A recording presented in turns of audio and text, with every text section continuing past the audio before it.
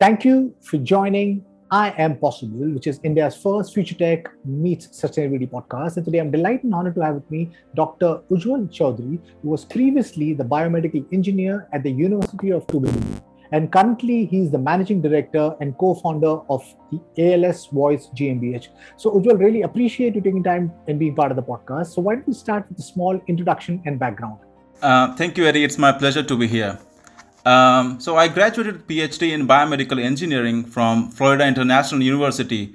After my Ph.D., I joined University of Tübingen under Professor Niels Birbaumer as a postdoctoral researcher. During my postdoctoral research, we developed a different kind of brain-computer interfaces for communication with individuals in locked-in and complete locked-in state. So at this point, I would like to delineate the difference between what is locked in and what is completely locked in state. So when a patient can use their eye for communication with the rest of the body in a paralyzed state, they are said to be in a locked in state.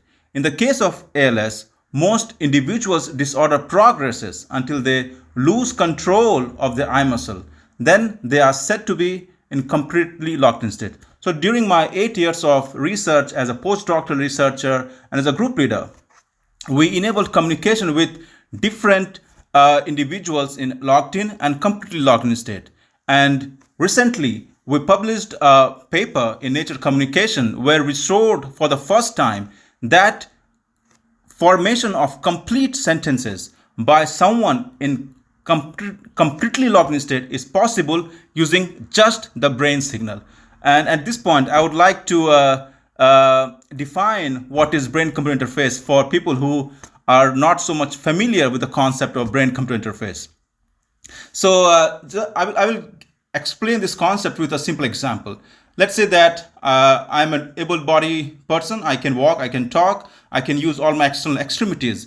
But many of people, they are differently able or disabled, let's say, for example, where they cannot use their feet or cannot talk. In this case, what can happen is that we can use their brain signal and interface it with external electronic or mechanical devices. So for example, if someone cannot drive the wheelchair with their hand, then it is a possibility that they can use their brain signal to drive the wheelchair using just the brain signal. And for example, if someone is lying on the bed and they want to open the door, turn on the TV, open the window, turn on the fan and things like that, with just the brain signal and thought, they are able to control these kind of devices. So this is basically the overall functionality of brain-computer interface. So, Doctor, really appreciate you explaining both locked in, complete locked in state, and also brain computer interface. I would like you to kind of further elaborate on brain computer interface, because, when you say that we can right now read data from the brain, how do you go about doing that? And what is it that is required to read the data? Definitely, very good question. So let's start with the signal. What kind of signal we can read from the brain? Okay, let's say that there is a participant, and the goal of the participant is, for example, to move, let's say, turn on the light on and turn the light off. Just so what does this mean? We need two commands: 0 to turn off the light, and 1 to turn on the light. So this means that we need two different kind of signal from the brain, which has to be interfaced with our smart light system. So for this, the patient need to do two different kind of tasks, and they should do that consistently. For example, if I want to turn on the light, then I have to imagine, when I'm not moving a body, I'm just sitting at rest, then I have to imagine that I'm running. So if someone is doing this kind of task, then it will produce one kind of brain signal. And now, for the second kind of signal, they have to imagine that they are at rest. This will produce a different kind of signal. So they have to do two different kind of tasks to produce two different kind of signal, which will be interfaced with our external light switch for on and off, 0 and 1. So this two different kind of task, two different kind of signal is translated into a two different kind of command. So this is the basic functionality of brain-computer interface. What's the size of the implant, and what are the signal reading capabilities of that implant? Yes. So there are two different kind of brain-computer interfaces: non-invasive and invasive. Non-invasive means we're acquiring signal from the top of the scalp. So there's nothing inside the brain. We put our electrodes on the top of the scalp and then acquire the signal. Now, in terms of invasive BCI, there are different kind of invasive BCI depending upon the recording system. Now, if we are, so there's one technology which is called as electrocorticography. It means that there's a thin sheet of which consists of electrode, and that goes and lies on the top of the cortex. While the other one is microelectrode, where there is a small grid of electrodes. It goes and pierces and goes inside the cortex. So these are two different kinds. Now, depending upon the kind of recording technology you are using, electrocorticography or microelectrode, the size varies. Okay. Now, in the case of microelectrode, it again depends on the number of grids you are going to use. So I will just give an example of one grid. So one grid is about 1.5 by 1.5 millimeter, and it consists of 64 microelectrode. And then if you increase the number of grid, then so it will be 2 times 1.5 millimeter by 1.5 millimeter. While in the case of electrocorticography, where you have a thin sheet which consists of different electrode, it depends upon the size of the sheet. So there are different sizes for that. These implants that you use, what is the kind of data that's being collected from them? Are these just your neural signals which are firing? And if those are the data being connected, how do you understand the language of that? How does it get analyzed? Is there an AI algorithm which is being used by it? And if that is so, can you talk about that? In our case, where we have used microelectrode, the microelectrode, they record the neural firing of the neurons, because you know that neuron, they communicate by transmission of chemical and by electrical signal. So both ways. So microelectrode, they record or acquire this neural firing.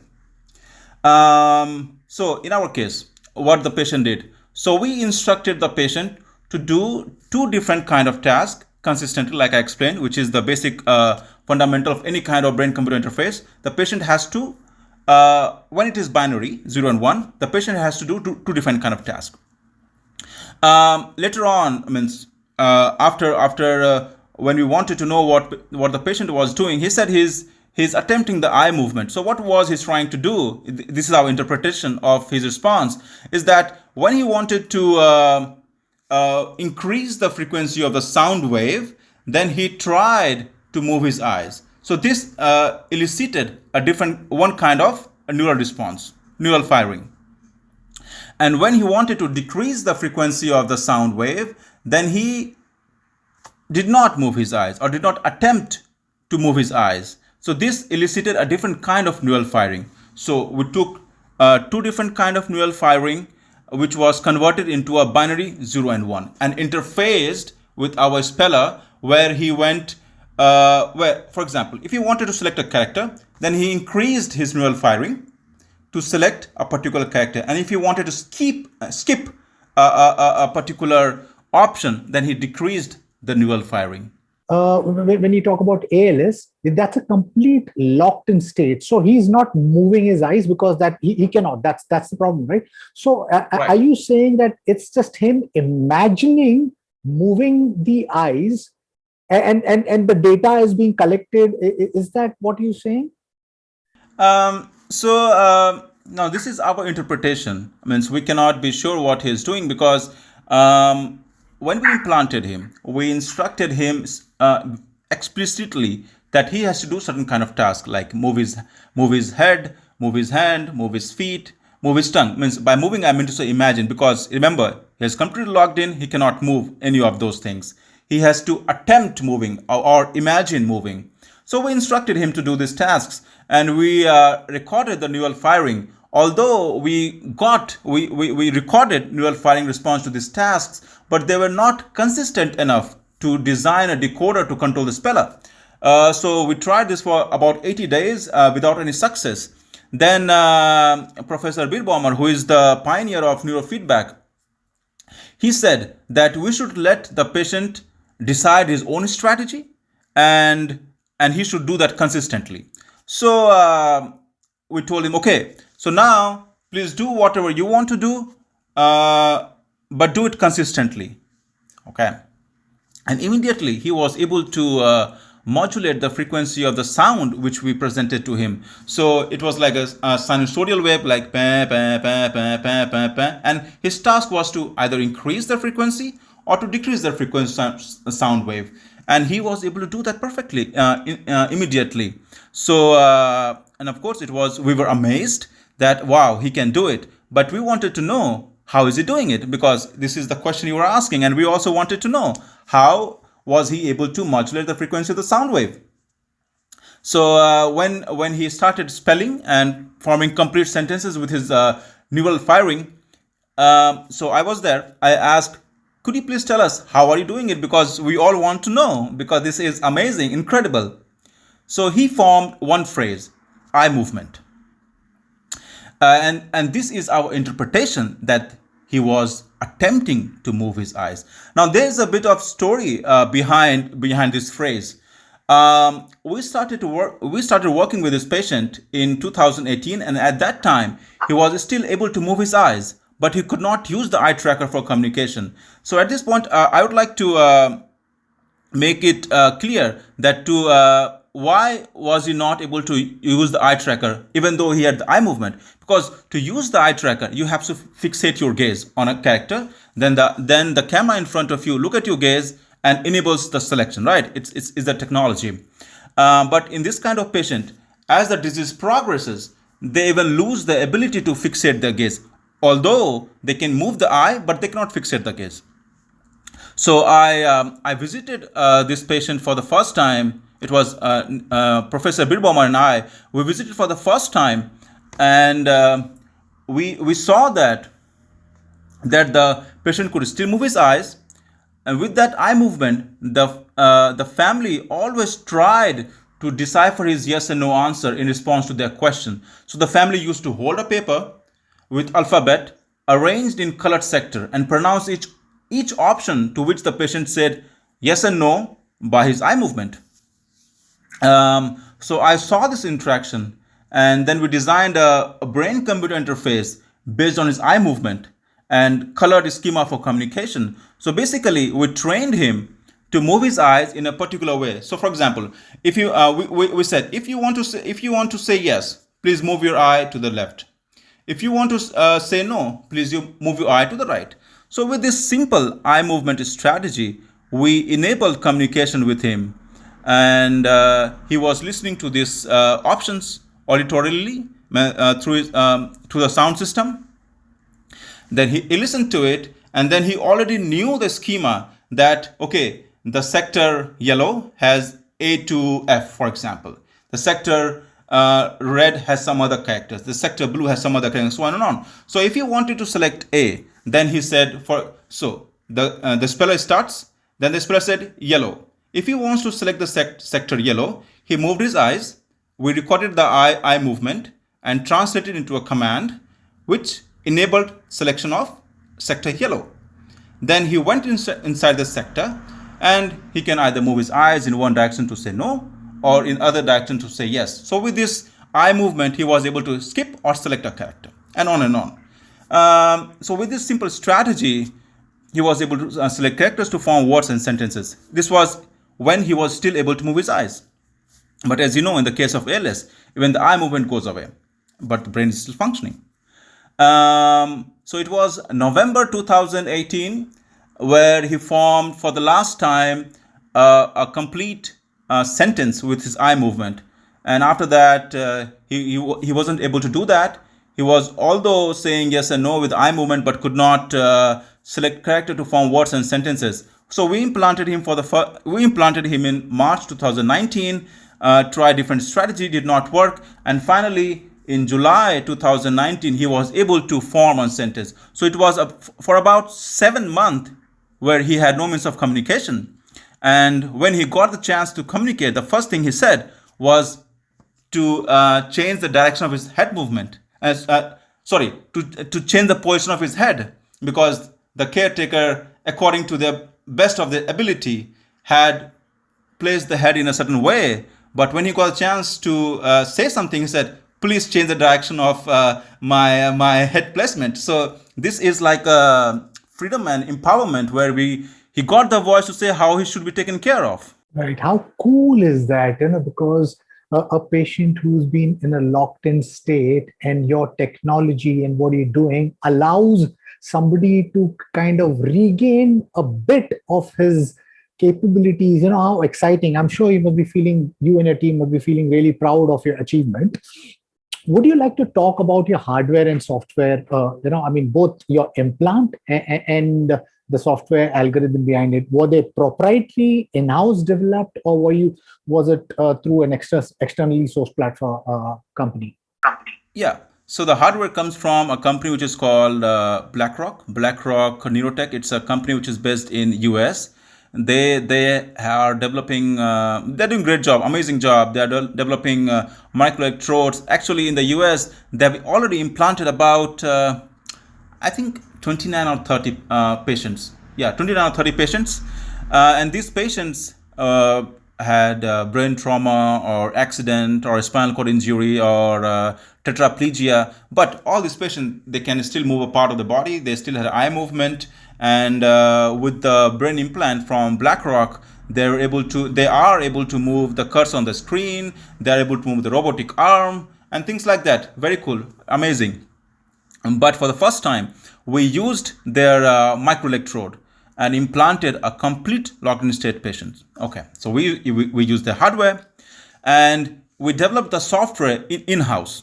So at that time, Professor Birbaumer and I, we were a part of team in the WIS Center in Geneva, and this team together developed the software which enabled communication.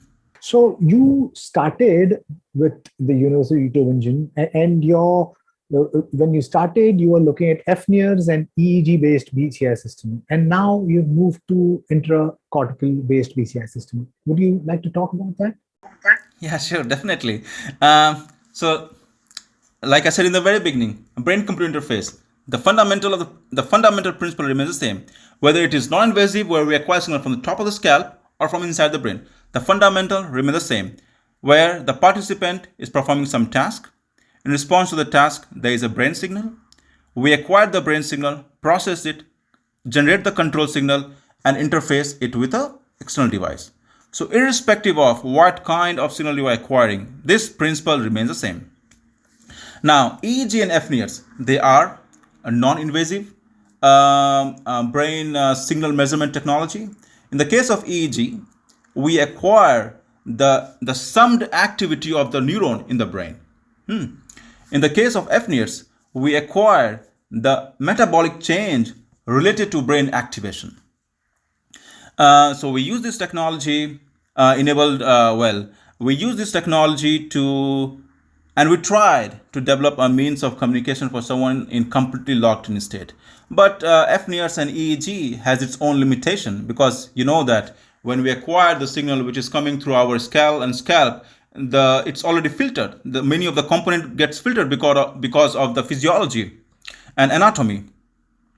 With our technology, we were able to classify the yes and no response, but with a very limited classification accuracy. And that too, this was very slow. So we knew from the very beginning that we are limited by the classification accuracy, and this is slow, very slow. And because of these two factors, we won't be able to enable communication with someone in completely locked in state. So we were looking for a technology which can ultimately allow us to enable communication with completely locked in state patient.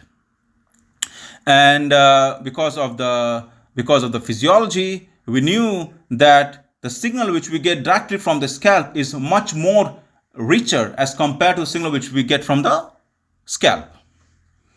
with this knowledge, we adopted this invasive technology, and the result is in front of you. Do you see a future where someday you will be able to achieve the same result which you have got through an implant in a non-invasive manner? Because no matter what, when you're talking about invasive BCI, cracking, opening the skull, or through a special, maybe like a neural link kind of invasive, but it's not like a full blown surgery.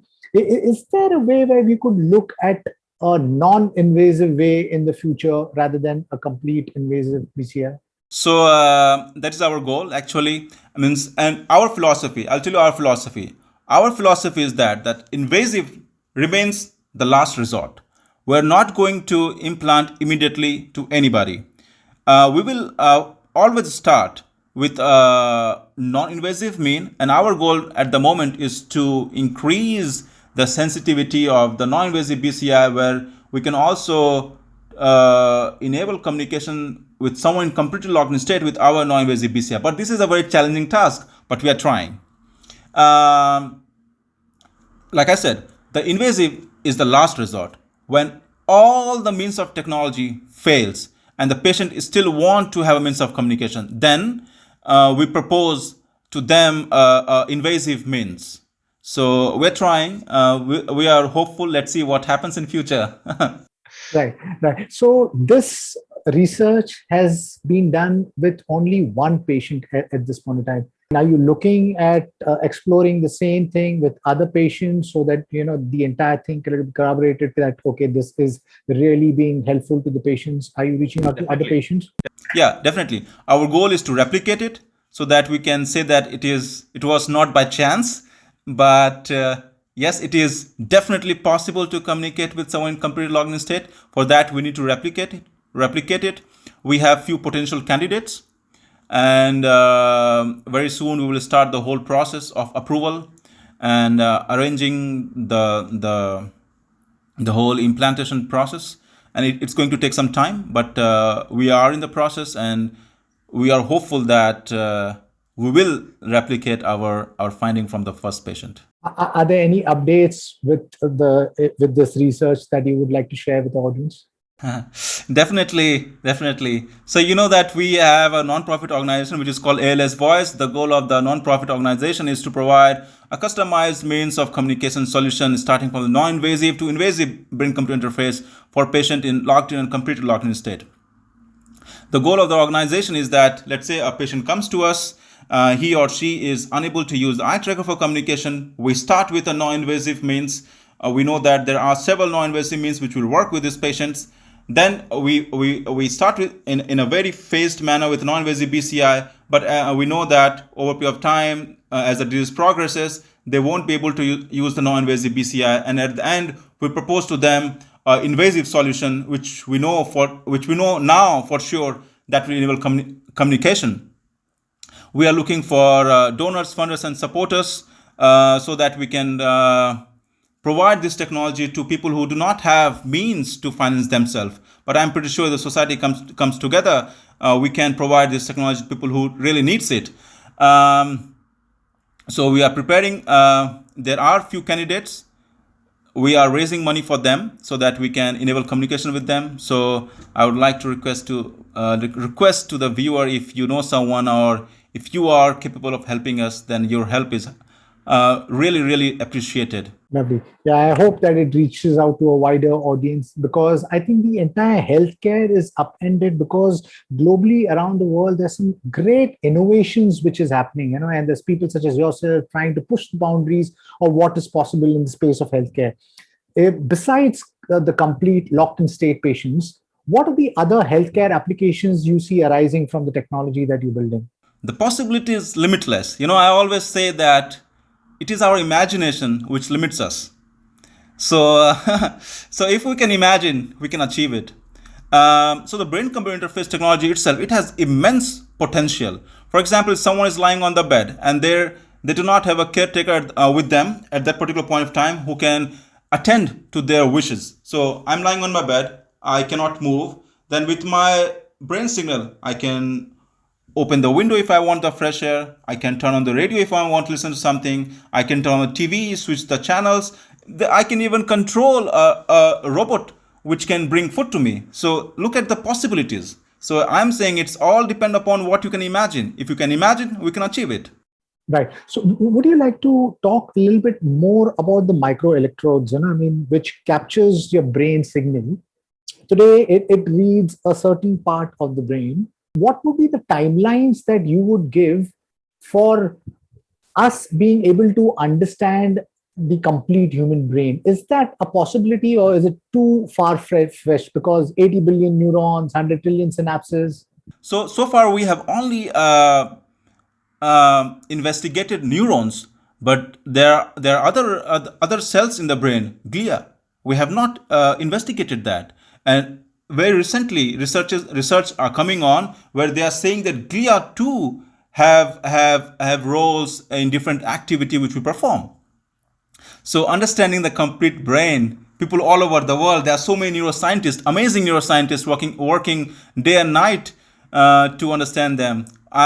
We are getting close, but I would still say we are quite far away from understanding the complete brain. It's a very challenging task, I must tell you that. Can you talk about the works of your peers that has caught your attention and you feel is at the cutting edge of brain-computer interface? In science, we always stand on the shoulder of giant. So if I say that it is just my achievement, I would be delusional and lying. Because many researchers, they came together and they developed microelectrodes. Because to implant in human, you have to first do the animal testing. You have to do the biocompetitive testing. You have to do so many kind of tests before you can even implant on the human. And we are not the first one who implanted it, right? I said before this patient, there are about 30 patients who have been implanted. So this implant before us showed that it is safe. It can be used for a long period of time. And how should we implant it? So using all this cumulative knowledge, we arrived, yes, okay, we can use it. So let's use it. You see the cumulative knowledge. And although we implanted in computer logging, which is for the first time, but it is based on the work of so many before us, so many scientists who are doing amazing job before us. That's all I have to say for this question. Yeah, I think there's some really great innovation happening in the space, from startups to universities who are doing some really, really excellent work in the space of neuroscience, neurotech, and brain-computer interface. Would you like to share your roadmap ahead? Yeah, like I said, we have a non-profit, and the goal is to provide a means of communication to different patient in locked-in and computer logged-in. But this involves the development of different kind of technology which is not existing at the moment. Like one of your question was, can a non-invasive BCI provide the same kind of communication which we enabled using invasive BCI? So this needs to be developed. This needs to be tested, and this is one of the goal which we have to increase the capability of a non-invasive BCI. In terms of invasive BCI, if you see, although the patient is communicating, the speed is about 1 character per minute. 1 character per minute is quite slow. So moving forward, when we implant someone, and we are working on that, then our goal will be to improve the speed, and so that the patient can at an incredible speed or accuracy perform communication. So these are the kind of development which we are working on, and our goal always remains the same: to empower people using technology. Dr. Ujwal, thank you. Really appreciate you taking time, being part of the podcast, and sharing your insights and what you're building. Wish you and the team the very best. I think what you're doing is extremely noble, because there's so many patients in the world, possibly millions, who are with complete locked-in state, and maybe this technology gives a ray of hope to them. And I think this brain-computer interface, once we kind of understand the language of the brain, the applications that could arise from there could be pretty much endless. So I'm excited for that space, and that's the reason I do this podcast. So wish you and the team the very best. And to my listeners, if you like what you see and hear, then please press the subscribe button. Until next time, see you guys. Bye-bye. Thank you. Thank you. Really appreciate this. It was pleasure talking to you, and thank you for your time to listening to me. Thank you, Eddie.